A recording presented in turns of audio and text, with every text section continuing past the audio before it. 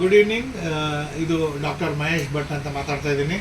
ಯಾವಾಗಲೂ ನಾನು ಮಾತಾಡುವಾಗ ಏನಾಗ್ತದೆ, ಒಂದು ಒಳ್ಳೆಯ ವಿಷಯದೊಂದಿಗೆ ಒಳ್ಳೆಯ ತರಬೇತಿ ಬಗ್ಗೆ, ಆಮೇಲೆ ಉದ್ಯೋಗ ಅವಕಾಶಗಳ ಬಗ್ಗೆ ಮಾತಾಡ್ತಾ ಇದ್ದೆ. ಇವತ್ತು ತುಂಬ ಒಂದು ಟೆನ್ಷನ್ ಮತ್ತು ದುಃಖದ ಪರಿಸ್ಥಿತಿಯಿಂದ ನಾನು ಮಾತಾಡಬೇಕಾಗಿ ಬಂತು. ಯಾಕಂದರೆ ನೋಡಿ, ಬೆಳಗ್ಗೆ ಏನಾಯಿತು, ಸುಮಾರು ಒಂದು 7:30-8 ಗಂಟೆ ಕಾಲ ಒಂದು ಕಾಲ್ ಬಂತು. ಓಕೆ, ಅದು ನನಗೆ ಗೊತ್ತೇ ಇಲ್ಲ, ಡಿಜಿಟಲ್ ಅರೆಸ್ಟ್ ಅಂತ. Okay, the definition is digital arrest. Modiji ಕೂಡ ಮನ್ ಕಿ ಬಾತ್ ಒಳಗೆ ಹೇಳಿದಾರಂತೆ, ನಾನು ನೋಡಿಲ್ಲ. ಯಾಕಂದರೆ ಸ್ವಲ್ಪ ನಮ್ಮದೇನಿರ್ತವೆ ಕೆಲಸಗಳು, ರೋಟೀನ್ ಕೆಲಸಗಳು ತುಂಬ ಇರ್ತದೆ. ನಮ್ಮದು ಕಂಪ್ಯೂಟರ್ ಇನ್ಸ್ಟಿಟ್ಯೂಟ್ ಇರೋದ್ರಿಂದ ನಾವು ನಮ್ಮದ್ರಲ್ಲೇ ಅಡ್ಮಿಷನ್ ಗುರುಂಗಲ್ಲಿ ಇರ್ತೀವಿ. ಇದರಿಂದ ಇವತ್ತು ನಾನು ಪಾಠ ಏನು ಕಲಿತೆ ಅಂದರೆ, ನಾವು ಸ್ವಂತವಾಗಿ ಸ್ವಲ್ಪ ಜನರಲ್ ನಾಲೆಡ್ಜ್ ಸಲುವಾಗಾದರೂ ನಾವು ನೋಡಬೇಕು. ಯಾಕಂದರೆ ನೋಡಿ, ಅದು ಡಿಜಿಟಲ್ ಅರೆಸ್ಟ್ ಅನ್ನೋದು ಈ ಒಂದು 10 ದಿನಗಳ ಹಿಂದೆ ನೀವು ಯೂಟ್ಯೂಬಲ್ಲಿ ನೋಡಿದಾಗ ತುಂಬ ಜನಗಳು ಕೋಟಿಗಟ್ಟಲೆ ರೊಕ್ಕ ಕಳ್ಕೊಂಡಿದ್ದಾರೆ. ಸೊ ಇವತ್ತಿನ ದಿವಸ ಆಗಿರೋ ಸಂಗತಿನ ನಾನು 1 ನಿಮಿಷದಲ್ಲಿ ಹೇಳೋಕ್ಕೆ ಪ್ರಯತ್ನ ಮಾಡ್ತೀನಿ. ಆಮೇಲೆ ಇದ್ರ ಬಗ್ಗೆ ಡೀಟೇಲ್ಡ್ ವಿಡಿಯೋ ನಿಮಗೆ ಆಮೇಲೆ ಬರುತ್ತೆ. ಇದನ್ನು ಇಮ್ಮಿಡಿಯೇಟಾಗಿ ನಾನು ನಿಮಗೆ ಯೂಟ್ಯೂಬಲ್ಲಿ ಮಾಡಿ ಹಾಕ್ತಾ ಇದ್ದೀನಿ ಅಂದರೆ, ಇವತ್ತು ನನಗೆ ನಡೆದಿರ್ತಕ್ಕಂಥ ಘಟನೆ. ನನಗೆ ಅಂದರೆ ನಾನೇನು ಹಂಗಂತಲ್ಲ, ನನಗೆ ಅಂದರೆ ಏನು, ಈಗ ನಾನೊಂದು ಸಂಸ್ಥೆಯ ನಿರ್ದೇಶಕ. ಓಕೆ, ಈಗ ನಡೆದಾಗ ನಾನು ಅಷ್ಟೆಲ್ಲ ಎಜುಕೇಟೆಡೇ ಹೋಗ್ಲಿಕ್ಕೆ ಚಾನ್ಸ್ ಇತ್ತು. ಅಂದರೆ ಅವ್ರು ಹೆಂಗೆ ಮಾಡ್ಕೊಂಡ್ಬಿಟ್ರು ಅಂದರೆ, ನೋಡಿ, ಯಾರದೇ ಆಗಲಿ, ಈಗ ನಿಮ್ಮ ಮೊಬೈಲ್ ಎರಡು ಅವರಲ್ಲಿ ಇನ್ಯಾಕ್ಟಿವ್ ಆಗುತ್ತೆ ಅಂತ ಹೇಳಿದಾಗ, ನಿಮ್ಮ ಬ್ಯಾಂಕ್ ಅಕೌಂಟ್ 2 ಅವರಲ್ಲಿ ಇನ್ಯಾಕ್ಟಿವ್ ಆಗುತ್ತೆ ಅಂದಾಗ ಭಯ ಆಗುತ್ತೆ ತಾನೆ. ಆ ಭಯ ನನ್ನಲ್ಲಿ ಪ್ಯಾನಿಕ್ ಉಂಟು ಮಾಡ್ತು. ನೋಡಿ, ನಾನೊಂದು ಸ್ಟೆಪ್ಸ್ ಹೇಳ್ತೀನಿ. ನೀವು ಆಬ್ವಿಯಸ್ಲಿ ನೀವೆಲ್ಲ ಬುದ್ಧಿವಂತರು, ನೀವು ಮಾಡಿರ್ತೀರ. ಬಟ್ ನನ್ನ ಕಡೆಯಿಂದ ಕಳಕಳಿಯ ವಿನಂತಿ ಏನಂದರೆ, ಯಾರಾದರೂ ಡಾಕ್ಟರ್ ಮಹೇಶ್ KR ಅಂತ ಆಧಾರ್ ಕಾರ್ಡ್ ತೋರಿಸಿ ನಂದು ವಿಡಿಯೋನ AI ಮೂಲಕ ಎಡಿಟ್ ಮಾಡಿ ನೀವು ಹಣ ಹಾಕಿ ಅಥವಾ ನಿಮಗೆ ಜಾಬ್ ಕೊಡಿಸ್ತಾರೆ, ದುಡ್ಡು ಕೊಡಿ, ಈ ಥರ ಏನಾದರೂ ಬಂದರೆ ದಯಮಾಡಿ ಅದಕ್ಕೆ ನಾನು ಹೊಣೆಗಾರನಲ್ಲ. ಯಾಕಂದರೆ ನಾನು ಸೈಬರ್ ಕ್ರೈಮಿಗೆ ಹೋಗಿದ್ದೆ ಇದು ಕಂಪ್ಲೇಂಟ್ ಕೊಡೋಕ್ಕೆ. ಅವಾಗ ಅವರು ನನಗೆ ಹೇಳಿದರು, ಸರ್ ಈಗ ನೋಡಿ, ನಿಮ್ಮದು ಲಿಪ್ಸ್ ಮೂಮೆಂಟ್ ಇರ್ತದೆ, ಲಿಪ್ಸ್ ಮೂಮೆಂಟಿಂದ ಅವರೇ ಮ್ಯಾಟ್ರ್ ಹಾಕ್ಕೊತಾರೆ, ನಿಮಗೆ ಅವ್ರ ಆಧಾರ್ ಕಾರ್ಡ್. ಯಾಕಂದರೆ ಏನಾಯಿತು, ನನಗೆ ಒಂದು ಕಾಲ್ ಹಿಟ್ಟಾಯಿತು. ಕಾಲ್ ಬಂದ ತಕ್ಷಣ ಏನಾಯಿತು, ನೀವು 2 ಗಂಟೆಗಳಲ್ಲಿ ನಿಮ್ಮದು ಮೊಬೈಲ್ ಇನ್ಯಾಕ್ಟಿವ್ ಆಗೋಗುತ್ತೆ ಅಂತ ಹೇಳ್ತು. ಅದು ಹೇಳಿದಾಗ ಏನಾಯಿತು, ನನಗೆ ಪ್ಯಾನಿಕ್ ಕ್ರಿಯೇಟ್ ಆಯಿತು. ಅದಾಗಿ ಒಂದು ನಿಮಿಷದಲ್ಲಿ ಇನ್ನೊಂದು ಕಾಲ್ ಬಂದ್ಬಿಟ್ಟು ಏನು ಹೇಳ್ತು, ನಿಮ್ಮ ಒಂದು ಮೊಬೈಲ್ ಇನ್ಯಾಕ್ಟಿವ್ ಆಗೋದು ತಡೆ ಹಿಡಿಲಿಕ್ಕೆ ನೀವು ಪ್ರೆಸ್ 1 ಅಂತ ಹೇಳ್ತು. ನಾನೇನು ಮಾಡಿದೆ, ನಾನು ಲೆಂಡಿಂಗ್ ಕಾರ್ಟಿಂದ ಇಲ್ಲಿಂದ ಲೋನ್ ತೊಗೊಳ್ತಿರ್ತೀನಿ. ನಮ್ಮ ಇನ್ಫಾರ್ಮೇಷನ್ ಸಲುವಾಗಿ ಪ್ರೆಸ್ 1 ಪ್ರೆಸ್ 2 ಸಾಧಾರಣ. ನಿಮ್ಮ ಬ್ಯಾಲೆನ್ಸ್ ಚೆಕ್ ಮಾಡೋಕ್ಕೆ ಪ್ರೆಸ್ ಮಾಡಿ 1 2 ಇವೆಲ್ಲ ಕಾಮನ್.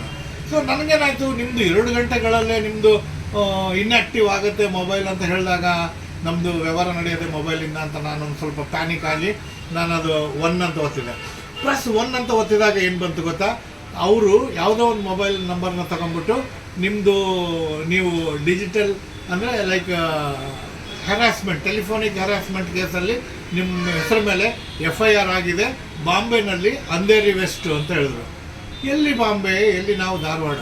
ಓಕೆ, ನಾನು ಅದನ್ನು ಅವಾಯ್ಡ್ ಮಾಡೋಕ್ಕೆ ನೋಡಿದಾಗ ಏನಾಯಿತು ನೋಡಿ, ನೀವು ಇಮ್ಮಿಡಿಯೇಟಾಗಿ ನಾನು ಟೆಲಿಕಾಂ ಡಿಪಾರ್ಟ್ಮೆಂಟ್ ನ್ಯೂ ಡೆಲ್ಲಿಯಿಂದ ಮಾತಾಡ್ತಾ ಇದ್ದೀನಿ. ಟೆಲಿಕಾಂ ಡಿಪಾರ್ಟ್ಮೆಂಟ್ ನ್ಯೂ ಡೆಲ್ಲಿಯಿಂದ ಅಂತ ಹೇಳ್ತಾರೆ ಅವರು.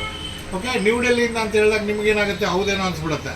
ಆಮೇಲೆ ಆ ಅಮ್ಮ ಏನು ಹೇಳ್ತಾಳೆ, ನಾನು ಪೊಲೀಸ್ ಸ್ಟೇಷನ್ಗೆ ಕನೆಕ್ಟ್ ಮಾಡ್ತೀನಿ, ನೀವು ಅಂಥ ವ್ಯಕ್ತಿ ಅಲ್ಲ ಅಂತ ಅವ್ರಿಗೆ ಹೇಳ್ಬಿಡಿ ಅಂತ. ನಾನು ಇಮ್ಮಿಡಿಯೇಟ್ ಆ ಅಮ್ಮ ಪೊಲೀಸ್ ಸ್ಟೇಷನ್ಗೂ ಕನೆಕ್ಟ್ ಮಾಡ್ತಾಳೆ. ಆಮೇಲೆ ಸಬ್ ಇನ್ಸ್ಪೆಕ್ಟರ್ ಅಂತ ಒಬ್ಬನು ಮಾತಾಡ್ತಾನೆ. ಅವ್ನು ಮಾತಾಡ್ಬಿಟ್ಟು ನನ್ನ ಆಧಾರ್ ಕಾರ್ಡ್ ತೋರಿಸಿ ಅಂತಾನೆ, ನನ್ನ ಆಧಾರ್ ಕಾರ್ಡ್ ನಂಬರ್ ಹೇಳಿ ಅಂತಾನೆ. ಅದನ್ನು ನಾನು ಹೇಳಿದೆ. ಯಾಕಂದರೆ ಈ ನನ್ನ ಮಕ್ಕಳು ಎಲ್ಲಿವರೆಗೂ ನಾನು ಕೊಂಡೊಯ್ತಾರೆ ಅಂತ ಒಂದು ವಿಡಿಯೋ ಮಾಡಲಿಕ್ಕೆ ಅವಕಾಶ ಆಗತ್ತೆ ಅಂತ. ಯಾಕಂದರೆ ನಾನೇನಾದರೂ ಅದನ್ನು ಡಿಸ್ಕನೆಕ್ಟ್ ಮಾಡಿದಾಗ ಬೇರೆ ಯಾರಿಗೂ ತೊಂದರೆ ಆಗಬಾರ್ದು ಅಂತ ನಾನೇನು ಮಾಡಿದೆ, ಸ್ವಲ್ಪ ನನಗೆ ಬೇಕಂತ ನಾನು ಹೆಜ್ಜೆಗಳನ್ನು ಮುಂದೆ ಹಾಕ್ತಾ ಹೋದೆ. ಯಾಕಂದರೆ ನಾನು ಈ ವಿಡಿಯೋ ಮಾಡಬೇಕು, ಎಲ್ಲರಿಗೂ ಅವೇರ್ನೆಸ್ ರೀಚ್ ಆಗಬೇಕು ಅಂತ ಮಾಡೋಕ್ಕೆ ನಾನು ಪ್ರಯತ್ನ ಮಾಡಿದೆ. ಅದಕ್ಕೋಸ್ಕರ ಈ ವಿಡಿಯೋ ಮಾಡ್ತಾಯಿದ್ದೀನಿ. ಸೊ ಅಲ್ಲಿಗೇನಾಯಿತು, ನನಗೆ ಅವರು ಅಂಧೇರಿ ವೆಸ್ಟಿಂದ ಪೊಲೀಸ್ ಈಗ ಕೂತ್ಕೊಂಡ, ಪೊಲೀಸ್ ಡ್ರೆಸ್ಸು ಇತ್ತು, 3 ಸ್ಟಾರು ಇತ್ತು, ಹಿಂದ್ಗಡೆ ಗಾಂಧೀಜಿ ಫೋಟೋನೂ ಇತ್ತು, ಆಮೇಲೆ ಹ್ಯಾಟ್ ಎಲ್ಲ ತುಂಬಾ ಪಕ್ಕಾ ಗಿಮಿಕ್ ಇದೆ ಫ್ರೆಂಡ್ಸ್. ಪೊಲೀಸ್ ಸ್ಟೇಷನ್ದು ಯೂನಿಫಾರ್ಮಲ್ಲಿ ಇರೋರು ನಿಮ್ಮ ಹತ್ರ ಮಾತಾಡ್ತಾರೆ.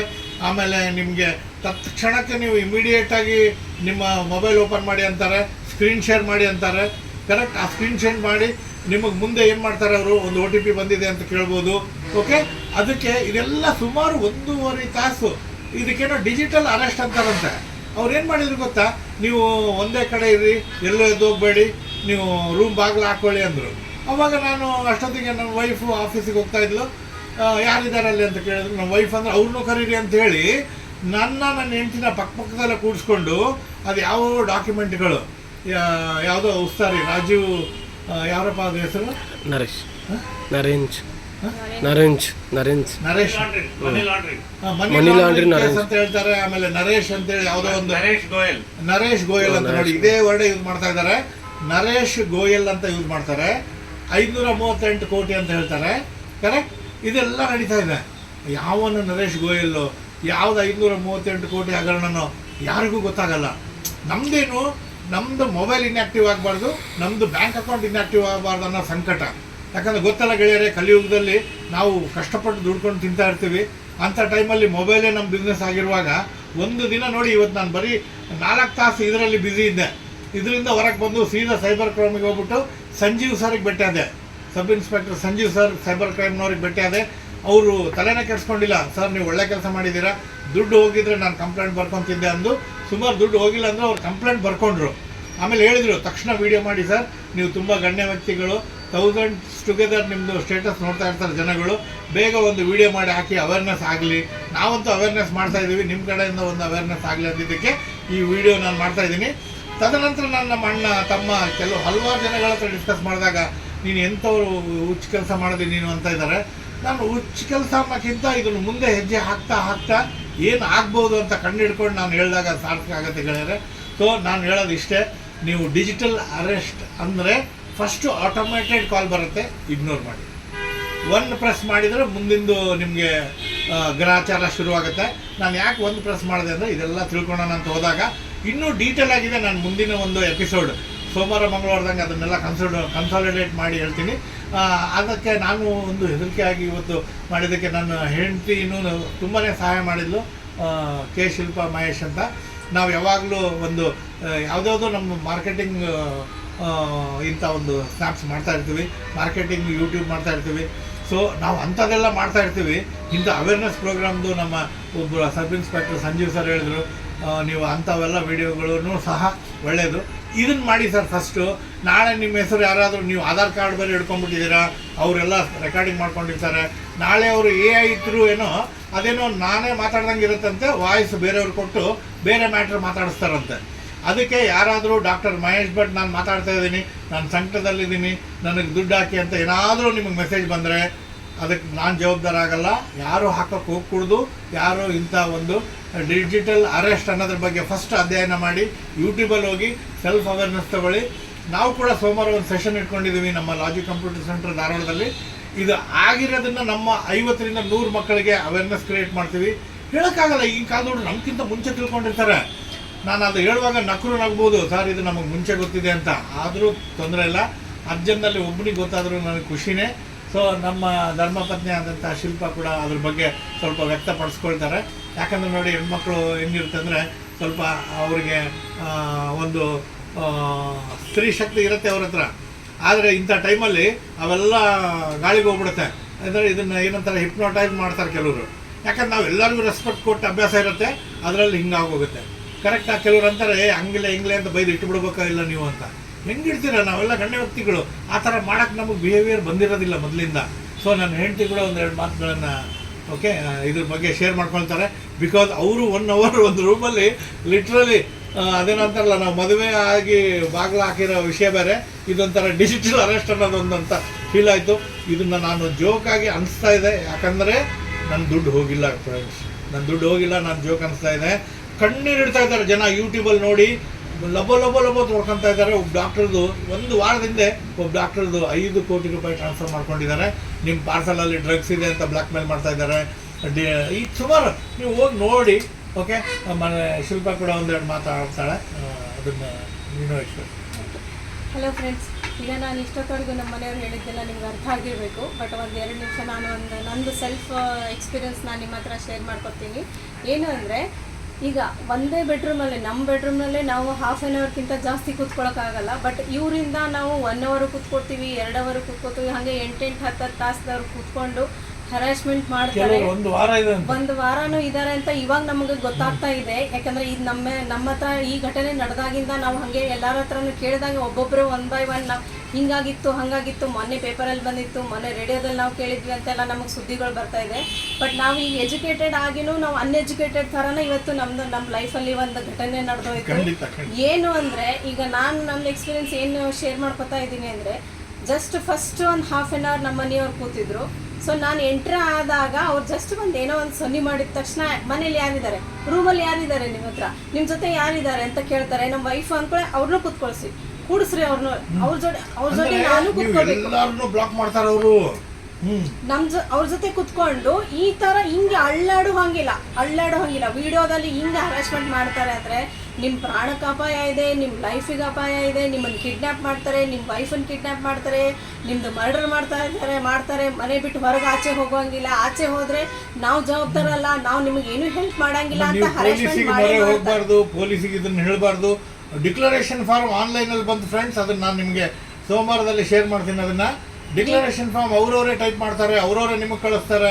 ಅದನ್ನ ನೋಡಿ ಅಂತ ಹೇಳ್ತಾರೆ, ನೀವು ನೋಡಿದ ತಕ್ಷಣ ಗಾಬರಿ ಆಗ್ಬಿಡ್ಬೇಕು. ಲೀಗಲ್ ಅಡ್ವೈಸ್ ನಾವು ತಗೋತೀವಿ, ಆಮೇಲೆ ಕ್ರೈಮ್ ಬ್ರಾಂಚಿಗೆ ಹೋಗಿ ನಾವು ಹೆಲ್ಪ್ ತಗೋತೀವಿ ಅಂದರೂ ನಮ್ಮನ್ನ ಬೆಡ್ರೂಮ್ ಬಿಟ್ಟು ಸರಿಯೋಕೆ ಬಿಡ್ತಾ ಇಲ್ಲ. ಅಂದರೆ ಅದು ಎಷ್ಟು ಫ್ರಾಡ್ ಇರ್ಬೋದು ಅಂತ ನಾವು ಥಿಂಕ್ ಮಾಡಬೇಕು. ಅದಕ್ಕೆ ಈಗ ಹೆಂಗಂದರೆ ನೆಕ್ಸ್ಟ್ ಸ್ಟೆಪ್ ಅವ್ರದ್ದು ಏನಿತ್ತು ಅಂದರೆ, ನಂದು ಎಕ್ಸ್ಪೀರಿಯನ್ಸ್ ಹೇಳ್ತಾ ಇದ್ದೀನಿ.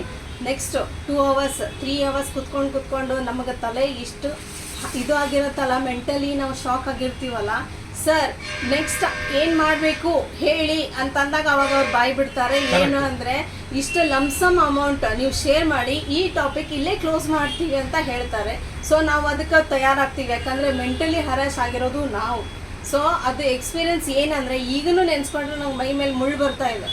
ಓಕೆ, 1 hour ½ an hour ನಾವು ಒಂದು ಜಾಗದಲ್ಲಿ ಕುತ್ಕೊಳ್ಳೋಕ್ಕಾಗಲ್ಲ. ಇವತ್ತು 2.5 hours ಒಂದೇ ಪ್ಲೇಸಲ್ಲಿ ಕುತ್ಕೊಂಡು ಅವ್ರು ಕ್ವಶನ್ ಮೇಲೆ ಕ್ವಶನ್ ಹಾಕಿ ಇಷ್ಟು ಹರಾಶ್ ಆಗಿದೆ.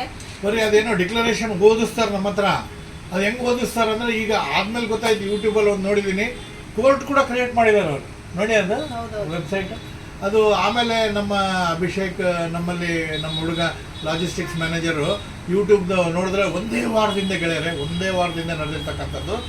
ಒಂದು ಡಾಕ್ಟರ್ನ ಒಂದು ರೂಮಲ್ಲಿ 1 ವಾರ ಹೆರಾಸ್ಮೆಂಟ್ ಮಾಡಿ ರೊಕ್ಕ ಹಾಕ್ಸ್ಕೊಂಡಿದ್ದಾರೆ. ಕೊನೆಗೆ ನಮ್ಮ ಕೈಯಿಂದನೇ ನಾವೇ ಅವ್ರಿಗೆ ದುಡ್ಡು ಹಾಕುವಂಗೆ ಈ ಥರ ಪರಿಸ್ಥಿತಿ ತಂದಿಡ್ತಾರೆ. ಫ್ರೆಂಡ್ಸ್, ದಯಮಾಡಿ ಯಾರು ಆ ಥರ ಹರಾಸ್ಮೆಂಟ್ ಮಾಡ್ಕೋಬೇಡಿ, ಪ್ಯಾನಿಕ್ ಆಗಬೇಡಿ. ತಪ್ಪು ಮಾಡಿಲ್ಲ ಅಂದ್ರೂ ಅವ್ರ ಹತ್ರ ತಪ್ಪು ಮಾಡಿದವ್ರ ಜೊತೆ ಕೈ ಮುಕ್ಕೊಂಡು ಕೂಡೋದಾಗತ್ತೆ. ನಾವೇನು ತಪ್ಪು ಮಾಡಿರಲ್ಲ, ಏನೂ ಇಲ್ಲ. ಅಯ್ಯೋ ಏನಪ್ಪ ಶಿವನೇ, ಇಲ್ಲಿಂದ ಯಾವಾಗ ನಾವು ಹೊರಗೆ ಹೋಗ್ತೀವಿ, ಉಸಿರಾಡಿಸ್ತೀವೋ ಇಲ್ವೋ ಅನ್ನೋ ಸ್ಥಿತಿ ತಂದಿಡ್ತಾರೆ ಅವರು. ಸೊ ದಯವಿಟ್ಟು ಫ್ರೆಂಡ್ಸ್ ಯಾರು ಈ ತರ ಮಾಡ್ಕೊಳಿಕ್ ಹೋಗ್ಬೇಡಿ. ನೋಡಿ, ನಾವು ಹಾನೆಸ್ಟ್ ಆಗಿ ಇದ್ರೆ ಇದು ಪರಿಸ್ಥಿತಿ ಇದೆ. ನೀವೆಲ್ಲ ಸ್ವಲ್ಪ ರಫ್ ಆಗಿರ್ತೀರ. ಕೆಲವರು ಇಡಲೇ ಬಳಿ ಮಗನೇ ಕಾಲಿಡ ನಿಂದೆಲ್ಲ ಗೊತ್ತು ಅಂತ ಹೇಳೋರು ಇದ್ದಾರೆ. ಆದರೆ ನಾವು ಒಂದು ವ್ಯವಸ್ಥಿತವಾಗಿ ಅಂದರೆ ಲೈಕ್ ವೈಟ್ ಕಾಲರ್ ಜಾಬಲ್ಲಿರೋರು ನಮಗೆ ಆ ಥರ ಭಾಷೆಗಳು ಬರಲ್ಲ ಫ್ರೆಂಡ್ಸ್. ಓಕೆ, ಇದು ನನಗೆ ಏನು ಅನಿಸ್ತಾ ಇದೆ ಅಂದರೆ, ತುಂಬ ಒಳ್ಳೆಯವರಿರೋದು ಒಂದು ಶಾಪನ ಅನಿಸ್ತಾ ಇದೆ. ಆಮೇಲೆ ಅರ್ಧಂಬರ್ಧ ಬುದ್ಧಿವಂತಿಕೆ ಇಲ್ಲಿ ನಡೆಯೋದಿಲ್ಲ ಫ್ರೆಂಡ್ಸ್. ಯಾಕಂದರೆ ನೋಡಿ, ಯಾವುದೇ ಆಗಲಿ ಒಂದು ರೆಸ್ಪೆಕ್ಟ್ ಅಂತ, SI ಅಂದರೆ ನಾವು ರೆಸ್ಪೆಕ್ಟ್ ಕೊಡಬೇಕು, CID ಅಂದರೆ ನಾವು ರೆಸ್ಪೆಕ್ಟ್ ಕೊಡಬೇಕು. ಎಂಥ ಹೀನಾಯಕ ಸ್ಥಿತಿಯಲ್ಲಿ ಇದ್ದೀವಲ್ಲ ನಾವು. CIDಗಳ ಹೆಸರು ತೊಗೊತಾ ಇದ್ದಾರೆ ಇವತ್ತು, ಇನ್ಸ್ಪೆಕ್ಟರ್ಗಳ ಡ್ರೆಸ್ ಹಾಕೊತಾ ಇದ್ದಾರೆ ರೀ. ಕರೆಕ್ಟಾ? ಇದಕ್ಕೆ ಕೊನೆ ಯಾವಾಗ ರೀ? ಡಿಜಿಟಲ್ ಫ್ರಾಡ್ ಅಂದ್ಬಿಟ್ರೆ ಮುಗೀತಾ? ನೀವು ಬುದ್ಧಿವಂತರಾಗಿರ್ಬೇಕ್ರಿ ಅಂದ್ಬಿಟ್ರೆ ಮುಗೀತಾ? ಯಾವನ್ರಿ ಅವನಿಗೆ ಇನ್ಸ್ಪೆಕ್ಟರ್ ಡ್ರೆಸ್ ಹಾಕ್ಕೊಂಡು ಅಪಿಯರ್ ಆಗೋಕ್ಕೆ ಅವನಿಗೆ ಒಂದು ಪರ್ಮಿಷನ್ ಕೊಡೋರು ಯಾವ್ರಿ? ಪೊಲೀಸ್ ಸ್ಟೇಷನ್ನಲ್ಲಿ ಸರ್ವೇ ಸಾಧಾರಣ ಇದು ಅಂತ ಹೇಳೋಕ್ಕಿಂತ ಅದು ಆ ನಂಬರ್ಗಳನ್ನು ನೋಡಿ ಹೇಳ್ತಾರೆ, ಅದು ಬೇರೆ ದೇಶದಿಂದ ಮಾಡ್ತಾರೆ. ಆಮೇಲೆ ಮನ್ ಕಿ ಬಾತಲ್ಲಿ ಮೋದಿಯವ್ರು ಹೇಳಿದ್ದಾರೆ, ಏನ್ರಿ ಭಟ್ರೆ ಹುಚ್ಚರಿದ್ದೀರಲ್ರಿ ನೀವು, ಮನ್ ಕಿ ಬಾತ್ ಕೇಳಲಿಲ್ವ ಅಂತಾರೆ. ಮನ್ ಕಿ ಬಾತ್ ಕೇಳೋಕ್ಕೂ ನಾನು ಇದರೊಳಗೆ ಒಬ್ಬ CIDಗಳಿಗೆ ನಾವು ರೆಸ್ಪೆಕ್ಟ್ ಕೊಡೋದು ಬೇಡವಾ? ನಾಳೆ ನಾನು ನಿಜವಾಗ್ಲೂ CIDಗೆ ಏನಾದ್ರು ಈ ಥರ ಅಂದ್ಕೊಂಡು ಮಾತಾಡ್ಬಿಟ್ರೆ ಅವಾಗ ಒಂಥರ ಅಂತಾರೆ, ಏನ್ರಿ ನೀವು ಹೆಂಗ್ರಿ ಡಾಕ್ಟ್ರೇಟ್ ಮಾಡಿದ್ದೀರಾ, ಒಂದು CID ಹತ್ರ ಮಾತಾಡೋ ಕಾಮನ್ ಸೆನ್ಸ್ ಇಲ್ವ ನಿಮಗೆ ಅಂತಾರೆ. ಜನಗಳು ಹಿಂಗಾದ್ರೆ ಹಿಂಗಂತಾರೆ, ಹಂಗಾದ್ರೆ ಹಂಗಂತಾರೆ. ಆದರೆ ನೋಡಿ, ಎಷ್ಟೋ ಜನಗಳಿಗೆ ಆಗಿದೆ ಅಂತ ಕೇಳ್ತಾ ಇದ್ದೀನಿ, ಆದರೆ ಯಾರೂ ಶೇರ್ ಮಾಡ್ಕೊಳಕ್ಕೆ ಇಷ್ಟಪಟ್ಟಿಲ್ಲ.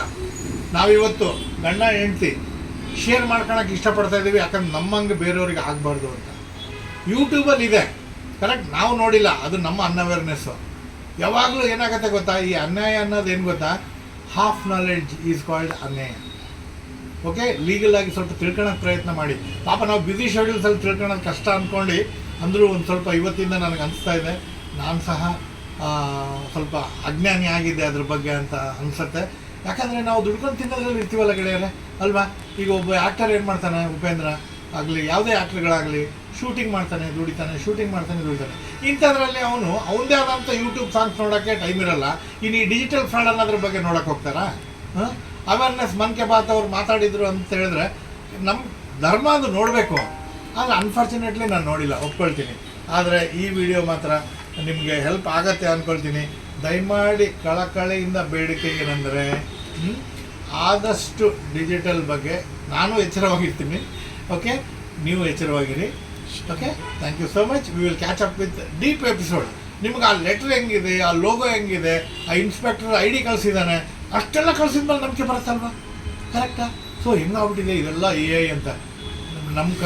ನಂದು ಇದಕ್ಕೆಲ್ಲ ಏನು ಗೊತ್ತಾ ಕಾರಣ?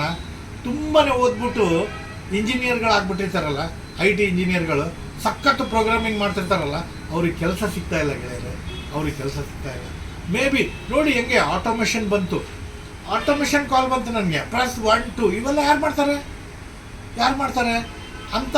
ಆ ಆಟೋಮೇಷನ್ ಮಾಡಿರೋ ಕಂಪನಿಗಳು ಐದರ್ ಅವನೇನು ಮಾಡಿರ್ತಾನೆ, ಆಟೋಮೇಷನ್ ಖರೀದಿ ಮಾಡಿರ್ತಾರೆ, ಇಲ್ಲ ಈ ಗ್ರೂಪ್ ಆಫ್ ಗ್ಯಾಂಗ್ ಈ ಫ್ರಾಡ್ ಅಂತಲೇ ಒಂದು ಕಂಪನಿ ಕ್ರಿಯೇಟ್ ಮಾಡಿಕೊಂಡು ಟೀಮ್ ವರ್ಕ್ ಮಾಡ್ತಾರೆ ಅವ್ರು, ಇಲ್ಲನಲ್ಲ. ನೋಡಿ ಗೆಳೆಯರೆ, ಬುದ್ಧಿವಂತಿಕೆಯನ್ನು ಯಾವ ಥರ ಉಪಯೋಗಿಸ್ತಾ ಇದ್ದಾರೆ.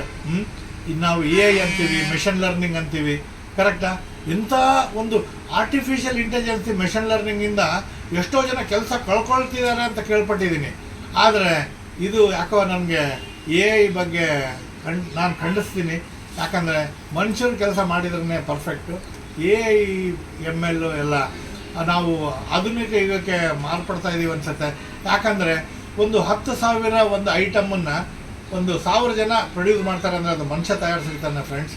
ನೀವು 1 ಲಕ್ಷ ಪ್ರೊಡ್ಯೂಸ್ ಮಾಡತ್ತೆ ಅಂತ ನೀವು ಆ AI ಮೊರೆ ಹೋಗ್ತಿರಲ್ಲ, ಆ ಮೆಷನ್ ಒಂದಿಲ್ಲ ಒಂದು ಸಲ ನಿಮಗೆ ಈ ಥರ ಹೊಡೆತ ಕೊಡುತ್ತೆ ಅಂತ ಹೇಳ್ತೀನಿ ನಾನು. ಮನುಷ್ಯನಿಗೆ ಆರ್ಟಿಫಿಷಿಯಲ್ ಇಂಟೆಲಿಜೆನ್ಸಿಗಿಂತ ಹ್ಯೂಮನ್ ಇಂಟೆಲಿಜೆನ್ಸಿಗೆ ಬೆಲೆ ಕೊಡಲಿ ಅಂತ ನಾನು ಅನಿಸ್ತೀನಿ. ನನ್ನ ಒಂದು ಅನಿಸಿಕೆ ಇದು, ನನ್ನೊಂದು personal opinion. I am not against digital or I am not against AI, but ಮನುಷ್ಯನಿಗೆ ಬೆಲೆ ಕೊಟ್ಟಿಲ್ಲ ಅಂದಾಗ ಈ AI ಬಂದ್ಬಿಟ್ಟು ಹೋಗ್ತಾ ಅಪ್ಪ ಮಕ್ಕಳು ಅಮ್ಮಗಳಿಗೆ ರಿಲೇಷನ್ನೇ ಇರೋದಿಲ್ಲ ಫ್ರೆಂಡ್ಸ್. ಓಕೆ, ಒಬ್ರಿಗೊಬ್ರು ಗುದ್ದಾಟ ಆಗೋ ಚಾನ್ಸ್ ಇರುತ್ತೆ. ಅದು ಆಗ್ತಾ ಇದೆ, ಏನೂ ತಪ್ಸೋಕ್ಕಾಗಲ್ಲ. ಬಟ್ ಇವತ್ತಿನ ಉದ್ದೇಶ ಇಷ್ಟೇ, ನೀವು ಎಚ್ಚರಿಕೆ ಇರ್ರಿ. ಡಿಜಿಟಲ್ ಅರೆಸ್ಟ್ ಅನ್ನೋದನ್ನು ಯೂಟ್ಯೂಬಲ್ಲಿ ಹೊಡೀರಿ, ಅರ್ಥ ಮಾಡ್ಕೊಳ್ಳಿ, ಚೆನ್ನಾಗಿರಿ. ಥ್ಯಾಂಕ್ ಯು ಸೋ ಮಚ್ ಗೆಳೆಯರೆ.